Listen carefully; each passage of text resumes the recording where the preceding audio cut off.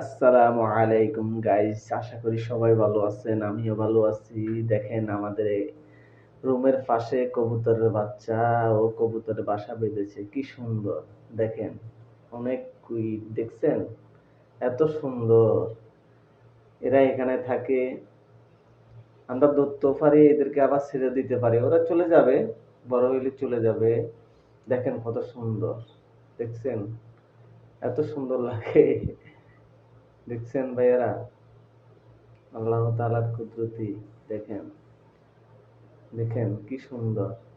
এটা হচ্ছে আমাদের বাইরে, আর এটা হচ্ছে ব্যালকনির পাশে বাসা বেঁধেছে। দেখছেন কত সুন্দর, বাহ! কি সুন্দর লাগে দেখছেন।